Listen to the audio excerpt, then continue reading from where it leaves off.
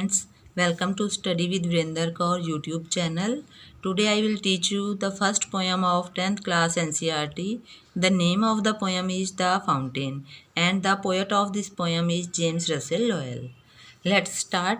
First about the poet. सबसे पहले हम पोएट के बारे में जानेंगे जिस पोएट ने इस कविता को लिखा है। James Russell Lowell was a famous writer. James Russell Lowell एक बहुत प्रसिद्ध लेखक थे। He was born in 1819 at Cambridge और 1819 ईस्वी को उनका कैम्ब्रिज में जन्म हुआ था। एंड एजुकेटेड एट हार्वर्ड और हार्वर्ड से उन्होंने शिक्षा प्राप्त की थी। Later he became professor of modern language at Cambridge. Later means होता है बाद में वो कैम्ब्रिज में ही मॉडर्न लैंग्वेज के प्रोफेसर बन गए। Besides several volumes of verse, he published conversation of some of the old poets. कई अपनी आयतों के अलावा उन्होंने कई पुराने कवियों के बारे में पब्लिश किया और इसके साथ साथ उन्होंने fireside, travels, among my books आदि के बारे में भी प्रकाशन किया। ही डाइड इन 1891 और 1891 में उनकी मृत्यु हो गई। His early poetry is full of nature and emotions. और उनकी जो प्रारंभिक पोइट्री थी, जब उन्होंने शुरुआत की अपनी पोइट्री की, तो उनकी पोइट्री बहुत अधिक नेचुरल थी, यानी नेचर का ज़्यादा वर्णन किया हुआ था उन्होंने। इमोशंस के बारे में, यानी जो फीलिंग्स होती हैं उनके बारे में उन्होंने अपनी शुरू की पोइट्री में काफ़ी वर्णन किया था। तो एक बार हम और इसको ओवरऑल देख लेते हैं कि जो इस कविता के पोएट हैं जेम्स रसेल लोवेल, एक वो प्रसिद्ध लेखक थे, यानी उन्होंने पोएट होने के साथ साथ वो एक बहुत अच्छे राइटर भी थे, राइटिंग भी बहुत अच्छी करते थे वो। ही वॉज बॉर्न इन 1890, तो यानी 1819 को उनका जन्म कैम्ब्रिज में हुआ और उन्होंने हार्वर्ड से अपनी शिक्षा प्राप्त की। बाद में हार्वर्ड कैम्ब्रिज के उसी यूनिवर्सिटी में वो प्रोफेसर बन गए मॉडर्न लैंग्वेज के। बिसाइड सेवरल वॉल्यूम्स में, यानी कई श्लोकों की आयतों की उन्होंने पब्लिश करने के बाद उन्होंने कई पुराने कवियों की कन्वर्सेशन के बारे में और fireside, travels, among my books आदि के बारे में भी प्रकाशन किया। और वे 1891 ईस्वी में उनकी मृत्यु हो गई। और उनकी जो प्रारंभिक पोइट्री थी, उनकी कविताएं थी, उसमें नेचर के बारे में और इमोशंस के बारे में बहुत अधिक वर्णन मिलता है। नेक्स्ट है अबाउट द पोएम। अब हम ये देखेंगे कि इस पोएम के बारे में क्या दिया है। इस पोएम में कवि हमें क्या बताना चाहता है। The poet is thrilled by the sight of a fountain when it looks beautiful by night and day. The poet is thrilled by the sight. Sight होता है दृश्य। थ्रिल्ड का मतलब होता है कि एकदम झकझोर देना, यानी अंदर से हमारे एकदम से हमारे अंदर भाव आना, यानी हमें जैसे कहते हैं ना कि दिल को दहला देना। यानी कवि जो है फाउंटेन की बहुत सुंदर दृश्य को देखकर, दिन और रात में जो फाउंटेन का दृश्य होता है, फाउंटेन यानी झरने का, उस दृश्य को, बहुत सुंदर दृश्य को देखकर एकदम कवि जो है वो आत्मविभोर हो जाता है। He watched the fountain trying to reach as high as possible. और ही वॉच, वह देखते हैं, कवि देखते हैं कि फाउंटेन जो है वो ट्राइंग, कोशिश कर रहा है, to reach as high as possible, कि वो इतना ऊंचा उठने की कोशिश करता है जितना वो कर सकता है कोशिश, यानी जितना संभव हो सकता है वो इतना ऊपर उठने की कोशिश करता है। It never feels tired and is always in motion from morning till night. और वह हमेशा क्या रहता है, अपने आप को कभी भी थका हुआ फील नहीं करता है, हमेशा तरोताज़ा महसूस करता है और हमेशा मोशन में रहता है। यानी मोशन क्या मतलब होता है कि गति में रहता है, यानी चलता रहता है निरंतर वो, फ्रॉम मॉर्निंग टिल नाइट, सुबह से लेके रात तक, यानी जब भी उसको देखते हैं तो वो मोशन में गतिशील रहता है। Thus the fountain teaches us a valuable lesson of continuous activity। और thus इस प्रकार जो फाउंटेन है, झरना जो है, टीच सिखाता है, अस हमें एक वैल्यूएबल लेसन, यानी बहुत अच्छी हमें शिक्षा देता है। क्या शिक्षा देता है? कंटिन्यूस एक्टिविटी, कि हमें हमेशा कंटिन्यूस रहना चाहिए, कुछ ना कुछ करते रहना चाहिए, एक्टिविटी करते रहना चाहिए, कभी भी हमें आइडल नहीं रहना चाहिए, यानी खाली नहीं रहना चाहिए। तो मेन क्या बताया इसमें कवि ने, झरने की विशेषता बताई है कि झरना दिन रात चलता रहता है निरंतर, वो कभी भी थकता नहीं है और वो जितने हो सकता है, संभव हो सकता है उतना ही ऊपर उठने की कोशिश करता है। तो दृश्य उसका देखकर इतने सुंदर झरने का कवि जो है वो अपने आप को ऐसा मानता है कि उसे बहुत ज़्यादा अच्छा लगता है और वो आत्मविभोर हो जाता है देखकर कि कितना अच्छा झरने का नेचर है कि वो हमेशा आगे बढ़ता रहना चाहता है। और वो हमें क्या शिक्षा देता है कि कंटिन्यूस हमें एक्टिव रहना चाहिए, हमें कुछ ना कुछ गतिविधि करते रहना चाहिए लाइफ में। नेक्स्ट हमारा आता है पोयम। मेन टॉपिक जो है हमारा poem the fountain. There are 8 stanzas in this poem. इस पोयम में 8 स्टेंजा दिए गए हैं। Into the sunshine full of the light, leaping and flashing from morn till night. Into the sunshine full of the light, कि सूर्य की रोशनी में, full of the light पूरे प्रकाश में, लीपिंग एंड फ्लैशिंग। लीपिंग का मीन्स होता है उछलना कूदना, फ्लैशिंग का मीन्स होता है चमकना। फ्रॉम मॉर्न टिल नाइट, कि सुबह से लेकर रात तक। कवि क्या कहता है कि जो झरना है वो सुबह से लेकर रात तक सूर्य के पूरे प्रकाश में क्या कैसा लगता है कि जैसे वो उछल उछल के खुशी से और बहुत ज़्यादा चमकता हुआ दिखाई देता है और वो कवि को बहुत अधिक अपनी ओर अट्रैक्टिव करता है, कवि को अपनी ओर आकर्षित करता है। Into the moonlight. नेक्स्ट आता है कि मूनलाइट में, पहले बताया कवि ने कि सनशाइन की सूर्य की रोशनी में जब पूरा प्रकाश होता है, रोशनी होती है, तो तब वो कैसा लगता है। नेक्स्ट है कि इनटू द मूनलाइट, कि चंद्रमा की रोशनी में वो कैसा लगता है। वाइटर देन स्नो, कि बर्फ से भी ज़्यादा white. Waving so flower like, wave का मीन्स होता है झूलना, सो फ्लावर लाइक फूल की तरह। वैन द वाइंड्स ब्लो, जब हवा बहती है। यानी मून की रोशनी में, चंद्रमा की रोशनी में झरना कैसा दिखता है, बर्फ़ से भी ज़्यादा सफ़ेद। और वो कैसा लगता है कि जैसे जब हवा बहती है तो एक फूल पेड़ पर लगा हुआ धीरे धीरे झूलता है, हिलता हुआ दिखाई देता है, लहराता हुआ दिखाई देता है। ऐसे ही झरना भी हवा के झोंकों से ऐसे लगता है कि जैसे धीरे धीरे एक फूल की तरह लहरा रहा है। Into the starlight, rushing in spray, happy at midnight, happy by day। और starlights में यानी तारों की रोशनी में वो कैसा लगता है, रशिंग इन स्प्रे।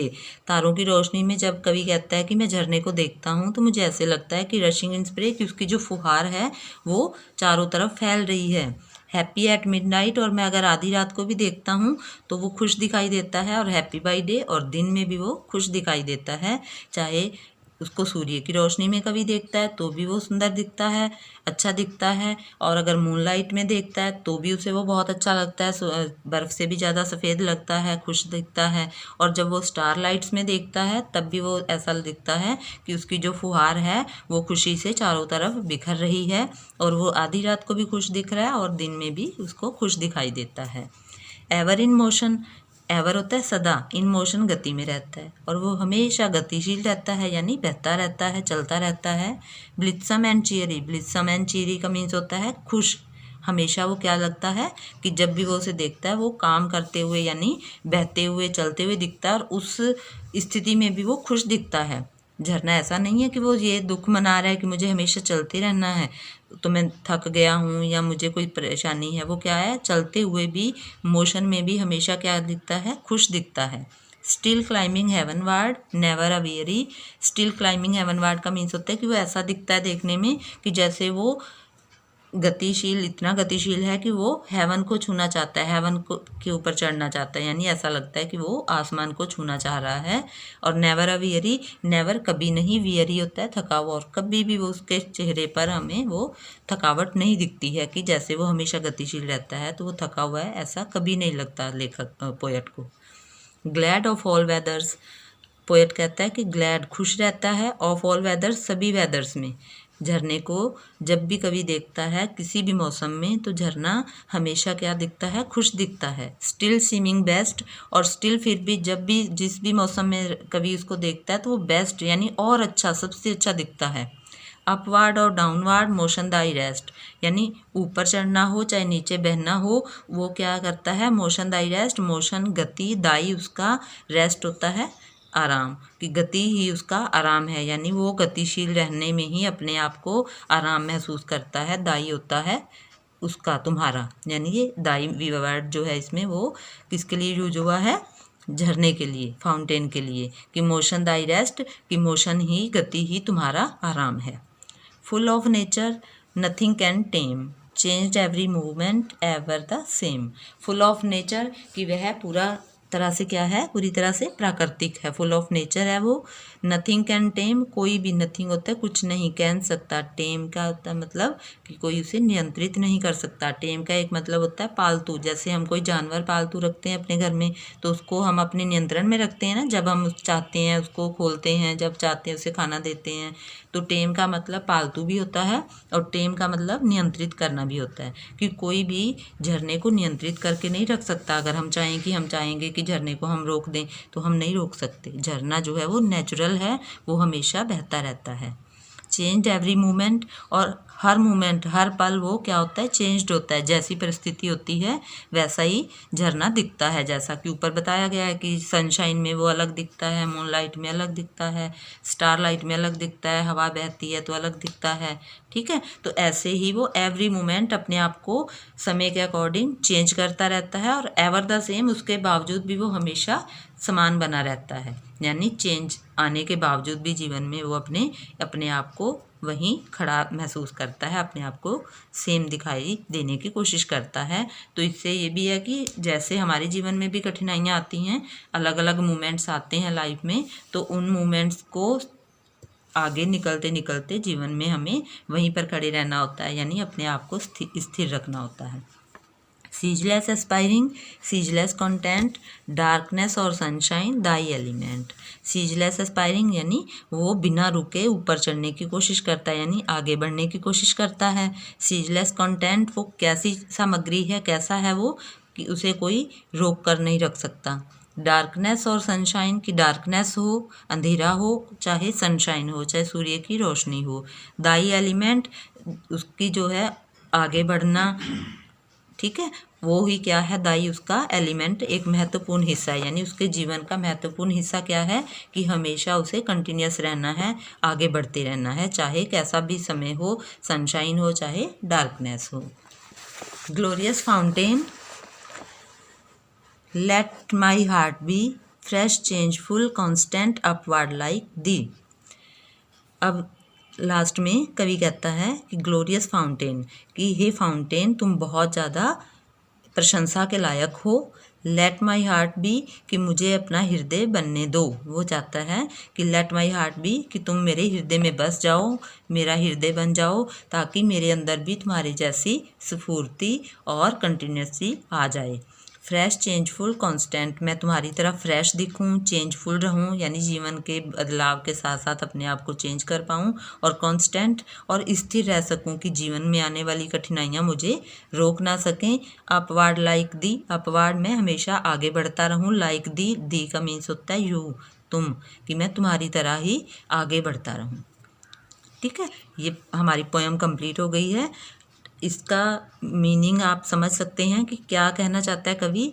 पूरी पोएम के दौरान हमें ये समझाने की कोशिश की गई है इस पोएम में, कि हमें जीवन में अच्छा समय आए, बुरा समय आए, खुशी हो, गम हो, ठीक है, हमें जीवन में हमेशा आगे बढ़ते रहना है। कठिनाइयों से डर के हमें पीछे नहीं हटना या रुक नहीं जाना है।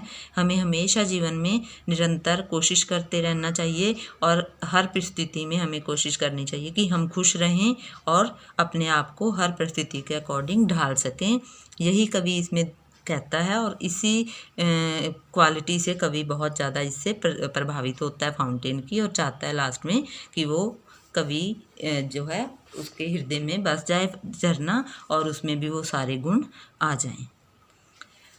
अगर आपको मेरी ये वीडियो पसंद आई हो तो लाइक और शेयर करना ना भूलें। अगर आपकी कोई क्वेरीज हों इस पोएम के बारे में, आप कुछ और पूछना चाहते हों, तो आप प्लीज़ कमेंट बॉक्स में लिखकर ज़रूर पूछिएगा। और अगर आप चाहते हैं कि हमारी वीडियो सबसे पहले आप तक पहुंचे, आप सबसे पहले हमारी वीडियो देखें, तो प्लीज़ सब्सक्राइब माई चैनल, मेरे चैनल को सब्सक्राइब ज़रूर कीजिएगा।